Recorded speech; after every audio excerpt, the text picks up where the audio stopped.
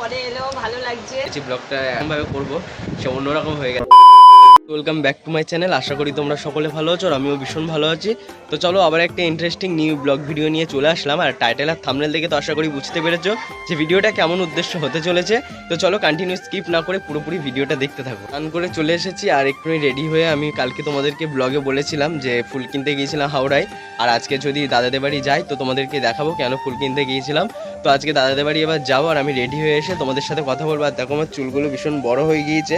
চুলগুলো অনেক দিন ধরে ভাবছি কাটবো কিন্তু কাটা হয় না। তো দেখি কাল পরশুর মধ্যে যদি কাটতে পারি তো খুবই ভালো, নাহলে অনেকটা বড় হয়ে গেছে চুলটা। তো চলো ভিডিওটা কন্টিনিউ দেখতে থাকো। দেখো তোমাদের সাথে কথা বলতে বলতে আমি রেডি হয়ে একদম চলে এসেছি দাদাদের বাড়ি। আর এখানে এসে দেখছি ভগবানকে সব খেতে দেওয়া হয়ে গিয়েছে। আর আমি এসে তোমাদেরকে আর কি ভিডিও করে দেখাচ্ছি। কিন্তু আমি তোমাদেরকে ঠাকুর ঘরটা দেখানো হয়নি। এখানে দেখো অনেক কিছু রান্না করে দিয়েছে ঠাকুরকে। আর যে ফুলগুলো আনা হয়েছিল সেগুলো দেখেছো কত সুন্দর করে সাজিয়েছে।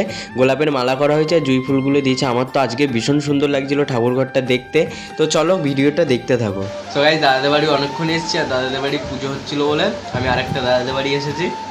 আর এখানে এসে দেখো খিচুড়ি, আলু ভাজা, পাঁপড় ভাজা দিয়েছে। আর কারণ আমি সকাল থেকে কিছু খেয়ে বেরোতে পারিনি সেই কারণে এখানে এসে একটু খেয়ে নিয়েছে। এসছি কিন্তু অনেকক্ষণ, এবার গিয়ে আমরা ওখানেও প্রসাদ খাবো।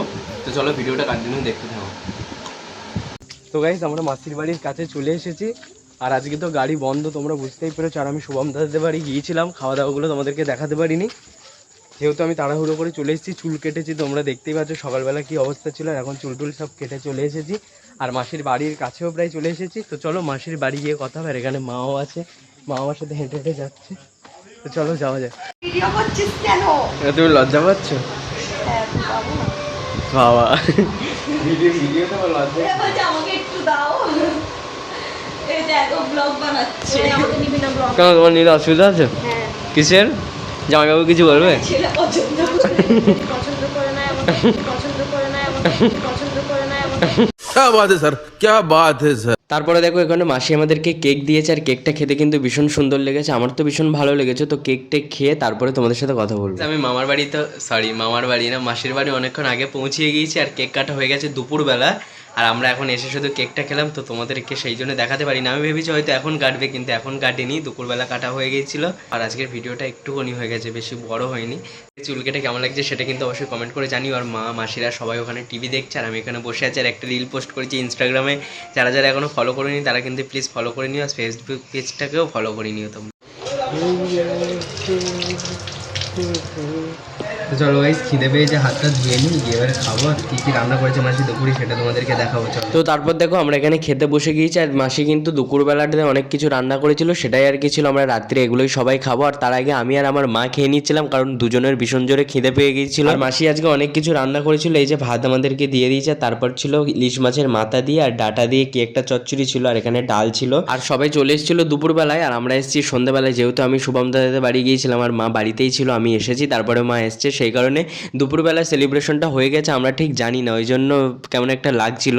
তো আমি কেকটা খেয়েছি সেটা তোমাদেরকে দেখিয়েছি, কিন্তু ভেবেছিলাম যে তোমাদেরকে দেখাবো কিভাবে মেশো জন্মদিনে কেক টেক কাটলো, সেটাই দেখানোর ইচ্ছা ছিল। তো সেটা তো হলো না। আর এখানে দেখো মাসি আমাদেরকে খেতে দিচ্ছে। আর ওদিকে দিদি শুয়ে আছে, শুধু বয়ফ্রেন্ডের সাথে সারাদিন গল্পই করে যায়। আর এখানে দেখো আমি তার আগে ইলিশ খেয়ে নিয়েছি। আর ইলিশ খেতে আমার কতটা ভালো লাগে তোমরা কিন্তু অবশ্যই জানো। আর ইলিশটা ভীষণ ভালো লেগেছে আমার, এমনি ইলিশ খেতে খুবই ভালো লাগে। তো তারপরে দেখো এখানে চিকেন দিয়েছে। মাসিকে বলছি যে কম করে দাও, মাসি তো দিতেই আছে, আমি থামতে বলছি মাসি থামছে না। তো এর সাথে যদি একটু লেবু হতো বেশি ভালো লাগতো, কারণ আমার একটু বেশি এখন করে চিকেন খেলে না গাটা মিটিয়ে যায়। রনি অনেকদিন পরে এলো, ভালো লাগছে। আর ঘর পুজো করছিলাম তখন আসেনি রনি। আমি তো ছিলাম না এখানে, আমি তো তখন অযোধ্যায় ছিলাম। খাওয়া দাওয়া তো হয়ে গিয়েছে, তোমরা দেখেছো। আর খাওয়া দাওয়া তো খুব সুন্দর হলো, মাসি তো রান্না করে তোমরা জানোই দুর্দান্ত, আগেও ব্লগে তোমাদেরকে বলেছি। আর ভিডিওটা কেমন লেগেছে সেটা কিন্তু অবশ্যই কমেন্ট করে জানিও। যদি ভালো লেগে থাকে like comment share and subscribe করে দিও।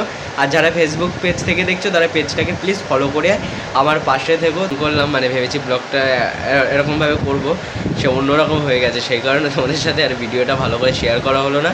কারণ কেক টেক সেই দুপুরবেলা কাটা হয়ে গিয়েছে, আমি তো জানি যে সন্ধ্যেবেলা করবো, তোমাদেরকেও দেখাবো, কিন্তু কিছুই দেখানো হলো না। আমি নেক্সট ব্লগে তোমাদের সাথে আবার দেখা হবে। তো তোমরা ভালো থেকে সুস্থ